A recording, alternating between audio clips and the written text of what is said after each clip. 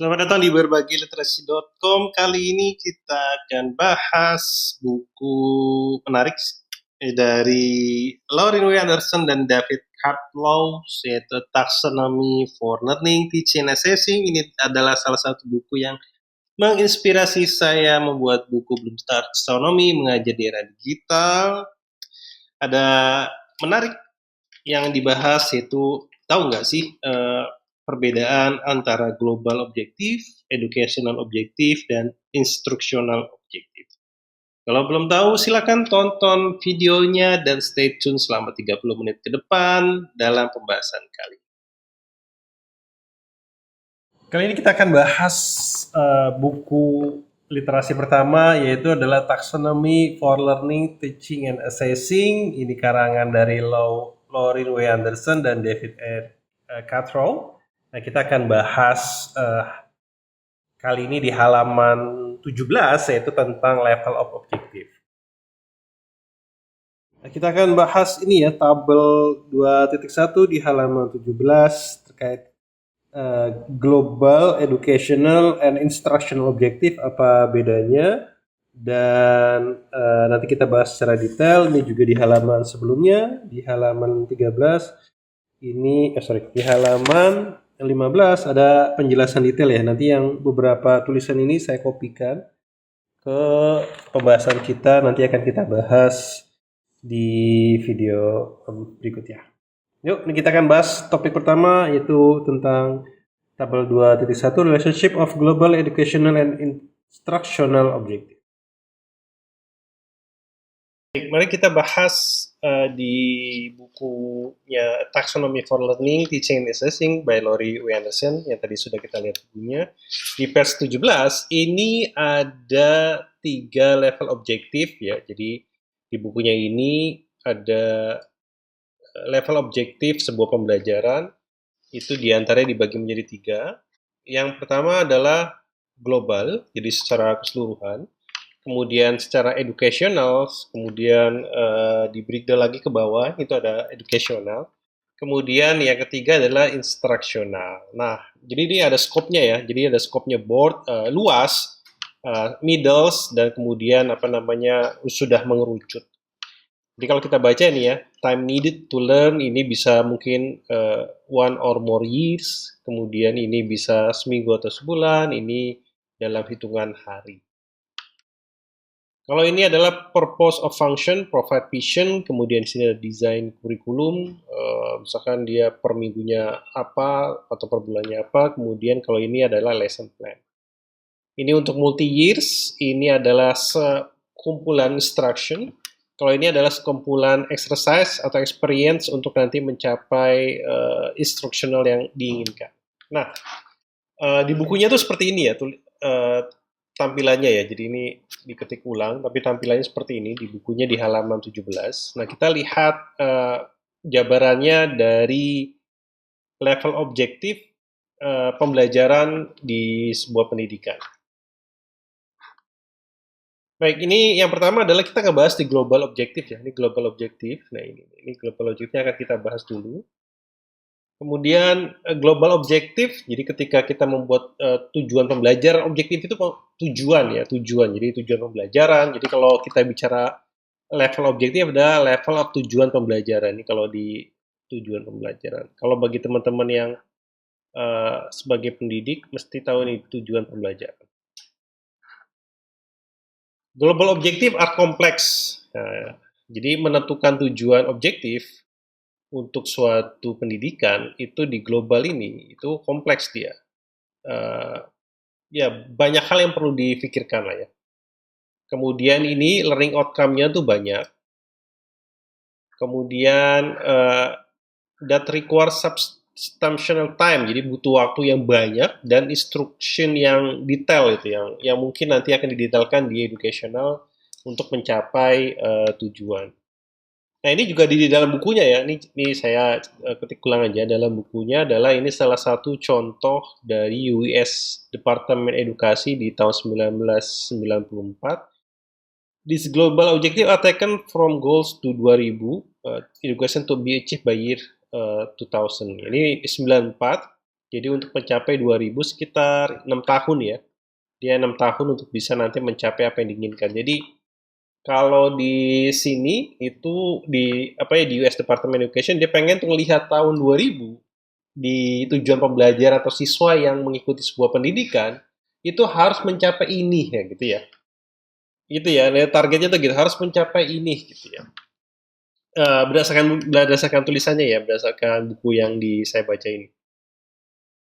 Jadi ada spesifik objektif gitu ya. Nah, kita lihat aja. All student will start school ready to learn. Nah, ini ready to learn. Ini banyak nih, perspektifnya tuh banyak ready to learn.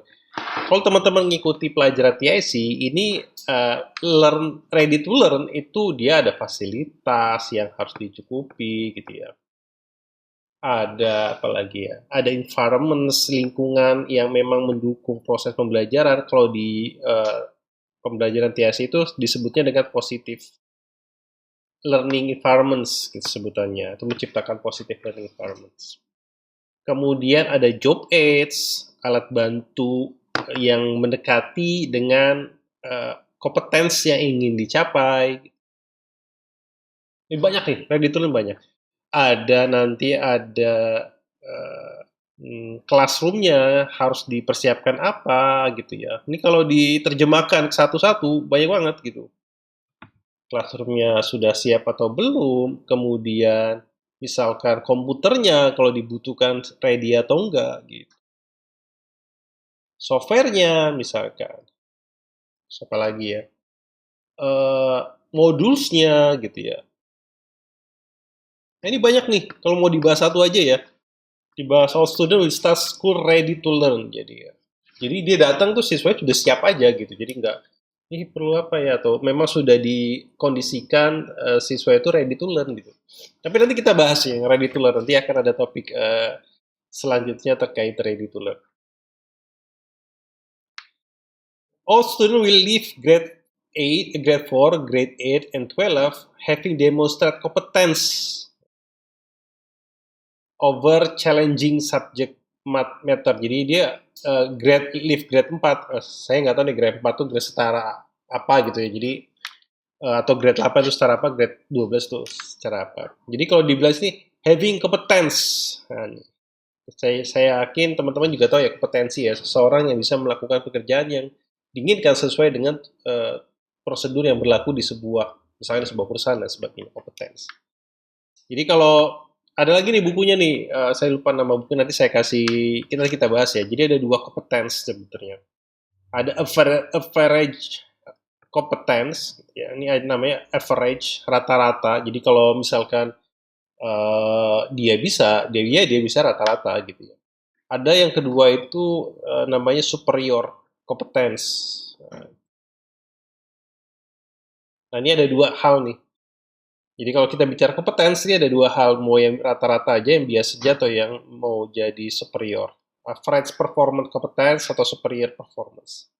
Tapi nanti kita bahas lagi bukunya. Ada satu lagi buku yang nanti akan kita bahas terkait dengan kompetensi. Panjang juga nih ceritanya terkait dengan kompetensi. Kemudian yang ketiga, all student will learn to use their mind. See, their mind. Oh. Well, dia bilang.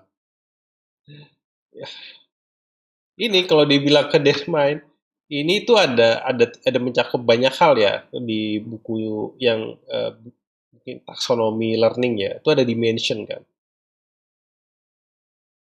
Ini kalau misalkan dikenal as dimension, itu dia di cognitive dimension itu ada di cognitive dimension ada tuh pengetahuan ya, kenal as dimension itu ada di metacognitive dimension. Jadi ini gini ya, ntar ya, sebelum sana. Jadi kalau teman-teman pembelajaran itu ada namanya cognitive dimension, ntar saya hapus dulu.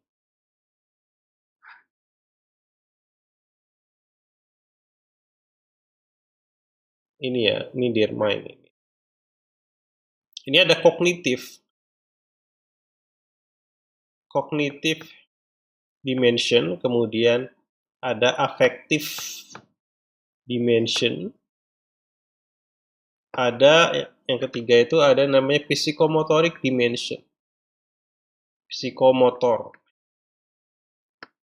Nah sebenarnya ada 3 nih pembahasannya. ada 3 ya. Jadi kalau kita bicara their minds, itu sebenarnya seseorang tuh kalau belajar harus menguasai 3 ini. Yaitu yang pertama cognitive dimension, affective dimension, dan psychomotoric dimension. Karena ini ketiga-tiganya harus bisa bekerja bersama-sama. Nah, di cognitive dimension itu ada namanya 2 tuh, knowledge dimension, bukan knowledge dimension ya. Knowledge apa ya namanya? Pokoknya knowledge lah ya, ada knowledge, ada namanya ada namanya kognitif ya namanya kalau nggak salah.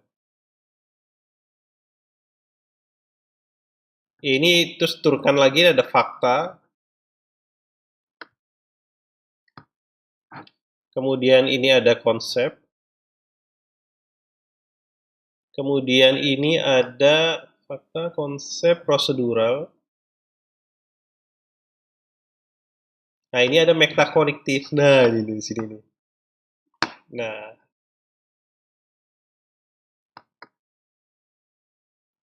Nah, ini dia. Yang dimaksud Dermain itu di sini nih. Ini, nih, di situ tuh metakognitif. Jadi seseorang yang bisa berpikir dengan baik adalah mereka yang sudah menguasai knowledge, gitu ya. Knowledge nih, pengetahuan secara dasar. Dia tahu konsepnya, dia tahu prosedurnya, dan dia tahu itu baik, dia tahu itu buruk. Itu ada di kognitif. Gitu. Itu di kognitif tuh. Their mind well, metakognitif. Nah, itu. Nanti kita bahas ya satu persatu. So they will sini ya. So they will prepare for responsible citizenship. Nah, ini menarik lagi nih. Kalau kita bicara responsible citizenship, ini kemudian kita bicara masalah behavior nih. Behavior itu apa? Seseorang yang sudah menguasai knowledge, skill, nah ini, and attitude. Nah, ini attitude nih. Nah, ini dia. Jadi apa? Responsible citizenship. Nah, itu. Nah, dia berarti sudah menguasai behavior. Orang yang nanti sudah mampu mengelola pikirannya itu nanti further learning tuh dia suka aja belajar lagi. Dia suka aja gitu belajar aja. Dan dia bisa menjadi produktif employment untuk siapa negaranya gitu. Dari sisi pengetahuannya oke. Ini kalau sudah bicara their mind, ini berarti ini sudah dikuasai gitu ya. Dan ini nih sudah dikuasai gitu. Ya, their minds. Kemudian afektifnya, attitude-nya, afektif itu kayak semacam laka attitude itu nanti dia KSA ya. Jadi kalau teman-teman ini behavior itu dari mana? Behavior itu adalah seorang yang menguasai KSA kemudian dilakukan dalam kehidupan sehari-hari gitu. Sehingga dia bermanfaat buat negaranya dan dia bisa produktif. Gitu ya. Nah, kita lihat lagi nih. The function of global objective or goal is to provide vision. Nah, ini menarik nih. Dikatakan kalimat vision. Nah, ini. Nah, ini menarik nih. Ini kalau sudah bicara masalah global objective, itu kita tuh bicara vision. Kalau sudah bicara vision, itu bicara masalah nanti produktif employment. Jadi, apa yang ingin diharapkan oleh siswa kita setelah selesai mengikuti pembelajaran di kelas kita dan dia nanti mau menjadi responsible citizenship dan dia bisa berpikir dengan baik dan dia bisa produktif gitu. Itu visinya tuh. Visi dari si global objektif itu visinya seperti itu. Nah, siapa saja nih yang yang bisa menurunkan si orang ini mesti bisa kompetens, kemudian dia bisa nanti bekerja dengan baik. Policy maker, para pemangku kebijakan. Pemangku kebijakan untuk kita tuh kepengen nih anak-anak kita atau citizens kita itu pengen bisa seperti ini gitu. Kita tuh bisa pengen bisa tuh ke sana kompetensinya. Ada hal-hal yang baru, ada materi-materi yang baru atau pola pikir baru atau pekerjaan baru, kita ke sana nih, ya policy maker tuh gitu. Kemudian sama tuh kurikulum developer menyusun tuh, kita susun ya, apa visi Anda gitu ya, bersama-sama dalam sebuah keinginan supaya nanti siswanya bisa produktif, bisa further learning, melanjutkan terus pembelajaran, bisa meningkatkan kemampuan dia berpikir, yang meningkatkan kompetensinya, dan juga menjadi responsible citizenship di suatu negara. Kemudian diturunkan kan ke teacher kan, guru juga tuh bisa bisa melihat kan, kemudian the public at large, dan publik sendiri, orang tua kita, tetangga kita, dan hal lain itu bisa melihat tuh, ini kemana nih, anak kita mau dibawa kemana, itu bisa melihat sebenarnya, dan bisa bersama-sama mendesain sebuah sebuah objektif pembelajaran yang memang nanti bisa digunakan oleh mereka itu agar mereka nanti bisa produktif gitu. Ketika mereka lulus deh, kalau all student will leave grade 4, grade 8, and grade 12 having demonstrated competence over challenge subject matter itu adalah keahlian yang dia kuasai nanti, dan dia menjadi expert di bidangnya, yang nanti akan lari dia menjadi produktif gitu. Gitu ya. Ini kita baru bahas yang global objektif. Nah, kita lihat nih ada penulis nama Keppel tahun 1960, nanti teman-teman cari aja di Google, halaman page 38, dia bilang gini. A goal objective is something presciently outreach gitu. Yang pengen tuh kita capai gitu. Pengen kita inginkan gitu. Global objective ya gitu. Something to strive for, yang kita tuh apa ya, kita perjuangkan gitu, supaya si lulusannya itu bisa kerja bagus, produktif, suka naikkan kemampuan belajarnya, tidak menjadi average performance, tapi juga superior performance gitu ya, performer gitu ya, to move toward ke depan terus ya gitu, terus to become, tuh menjadi gitu. Jadi global objective itu adalah ya something present out of reach, yang pengen tuh, yang mungkin nggak kebayang visinya. Ini terkait visi ya. Visi. Kemudian is something to strive, yang kita perjuangkan untuk bergerak maju atau menjadi. Gitu. Is an aim or purpose so that it excited the imagination gitu. Nah, visi itu selalu berhubungan dengan imajinasi. Seseorang atau yang takut berimajinasi, ya tidak akan punya visi gitu. Kalau bermimpi aja takut, berimajinasi takut, susah nanti akan menggerakkan visi. Because it give people something they want to work for. Banyak nih hal-hal yang baru, AI yang baru, atau hal-hal yang unik yang terjadi cepat banget di dunia kita, dan mungkin kita perlu visi yang baru gitu ya. Perlu visi yang baru terkait dengan bagaimana menentukan global objektif ini, lulusan kita tuh mau sampai kemana. Jadi ketika kita menentukan global objektif, yang pertama adalah sebenarnya adalah dia visi gitu. Menentukan visi dulu. Ya nanti akan didesain gitu ya. Nah, nanti kan bisa kita bahas satu persatu. Nah, visi dulu gitu. Itu dulu sih yang penting. Nah ini cara ya. Jadi teman-teman ketika membuat objektif itu ada berpikirnya juga bisa sih secara luas dulu, global dulu, kemudian tarik ke middle term, educational, bahwa nah rata-rata kita tuh sebagai instruktur atau menentukan tuh pembelajaran tuh ada di sini nih langsung. Nah ini kemudian nanti akan menjadi apa namanya, hasilnya tuh nggak sesuai dengan global yang kita capai, nggak kesini nih nanti hasilnya. Nah, karena di global ini pasti dia selalu berhubungan dengan adalah employment, competence tuh mesti tuh. Dia mau ikutin pendidikan atau pelatihan pasti selalu balik lagi dengan employment, competence, dan dia mau tuh terus meningkatkan sesuai apa subject matter expert yang dikuasai materinya gitu. Jadi dia suka gitu materinya dan terus berkembang. They develop their mind well and become responsibility citizenship. Jadi yang pertama adalah di global education adalah ini saya membedakan dari bukunya ada 3 objektif, yaitu global, education, dan instruction. Mari kita lihat ke bagian educational objective. Nah, for teacher to use global objective, in their planning and teaching, the objective must be broken down into more focus and delimited form. Jadi diturunkan lagi ya. Jadi kalau sudah berpikirnya global objektif, kemudian kita turunkan ke dalam hal-hal yang lebih kecil. Lebih kecil. The very generality of globalized objective that is necessary to excite the imagination, make them difficult to use planned classroom, suitable assessment, Jadi imajinasi yang sudah kita buat, visi sudah kita turunkan tuh satu-satu nanti melalui aktivitas, prosedur, evaluasi dan sebagainya. Gitu. More specific objective are necessary for those tasks. Jadi nanti dia breakdown satu-satu. Jadi kan ini keinginan kita tadi kompeten nih, misalnya ada kompeten 1. Nah, kompeten 2 ini yang dimaksud dengan breakdowns.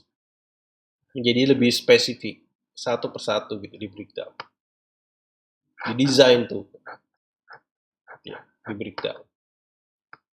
Sehingga dia lebih fokus. Kalau seorang bisa menguasai 1, dia kemudian akan lanjut menguasai 2. Setelah menguasai 2, dia akan lanjut menguasai 3. Setelah menguasai 3, dia kemudian kompeten melakukan pekerjaan itu yang mungkin ditentukan di level 4 gitu misalnya. One of the main aim is to focus attention of someone more specific. Nah ini, more specificnya tadi kesini. Nah ini kesini. Jadi dia expert, ya, gitu. Nah kemudian, nah ini juga diambil dari bukunya. Kemudian ada the ability to read, nah, the ability to read musical score ya gitu ya. Ini mungkin dia ingin jadi musician. Kompetensinya. To ability to interpret various type of social data, mungkin ini adalah data analyze yang sekarang lagi tenar pekerjaannya. Skill is distinguished fact from hypothesis, ya ini juga mungkin sebagai data analyze dan sebagainya. Mulai di breakdown tuh. Pertama adalah seorang musisi mengerti tuh scoring of musical score-nya. Jadi ini mungkin dia ability to read dulu misalkan gitu. Ini the ability to interpret various type of social data misalkan. Ini misalkan social data dia ada di kompetensi yang ketiga misalkan. Dari kompetensi 1 mungkin dia udah kuasai kompetensi. Each of this objective describe a student behavior. Nah, behavior tuh, read, interpret, distinct. Nah, tadi kita sudah bahas tuh behavior itu. Itu seperti apa tuh? Pertama, sebelum menguasai behavior, dia harus tahu dulu knowledge-nya. Apa itu knowledge-nya? Apa itu musical? Nah, ini faktanya ya, apa itu musical, apa itu score. Nah, sebagainya ya. Kemudian di skill-nya dia bisa tuh misalkan apa ya, menganalisa atau to read ya, ini to read ya, to read gitu ya. Attitude-nya apa tuh? Ya dia mencikapi bahwa ketika dia membaca ini dia mengetahui tuh nilai-nilai terkandung dalam sebuah lagu misalkan. Baru tuh dia menguasai namanya behavior. Kalau ini dia kuasai dengan baik maka dia bisa menguasai behavior. Gak bikin lagu-lagu yang tidak membuat lagu-lagu yang mengandung suras dan sebagainya. Jadi ini behavior nih. Jadi kalau uniknya ya di buku ini tuh sama nanti di buku satunya itu dia nggak ngebahas tentang skill gitu, kemampuan. Misalkan a student skill enggak. Dia di buku ini yang paling unik adalah dia tuh selalu nyebutnya behavior. Sama tuh di kalau teman-teman di penerbangan itu ada namanya behavior based safety. Behaviornya yang dibahas. Kultur itu safety culture itu adalah behavior. Ya. Educational objective occupy the middle range. Kemudian dan sebagainya, more lebih general dan the objective need to get it. Nah, ini nanti lebih general nih. Nanti kalau misalkan dia masuk ke instructional objective, dia lebih detail lagi. Nah, kita bahas nih instructional objective. Nah, ini dia. Specific objective, kemudian ini ada dari bukunya ya. The purpose of this instructional objective way to focus teaching. Nah, ini fokusnya udah teaching nih, and testing lah. day to days gitu. Dia udah teaching tuh day to days. Udah ada, kalau di sini ya, dia tuh lebih fokus kepada lesson plan tuh, preparation plan. Udah skill based nanti dia per apa namanya, per apa yang ingin dicapai. Jadi kalau misalkan ini kalau kita bisa pahami ya, ini nanti kan kalau misalnya GBPP gitu ya. GBPP gitu. Kemudian ini kursil gitu ya. Dan silabus ini adalah lesson plan gitu. Nah, semakin years-nya semakin padat, semakin years-nya semakin banyak, berarti kursi dan silabus besar jadi semakin detail kan. Ini kalau kalau ngelihat hubungannya itu kayak gini tuh nanti. Tapi balik lagi, ini adalah visi global educational adalah berhubungan dengan vision. Gitu. Nih, berhubungan dengan vision. Gitu. Mau jadi apa? Vision itu selalu dibicara dia mau kompetensi bidang apa. Bentar ya. Mau kompetensi di bidang apa dan mau ahli di bidang apa. Gitu. Global itu saya bilang gitu, mau kompeten di bidang apa, kemudian mau ahli di bidang apa, itu udah spesifik tuh, kompetensi sebetulnya. Kemudian dia nanti jadi produktif tuh, ketika dia apa namanya, ketika dia bekerja, dia sudah produktif tuh. Itu yang lihatnya ya. Nah ini kita lihat lagi, the example of the instructional objective, the student is able. Nah ini kalau kita lihat educational objective, nah ini nih, bentar.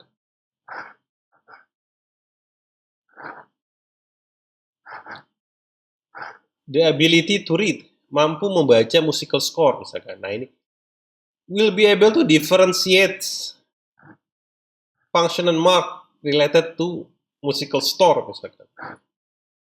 Ya.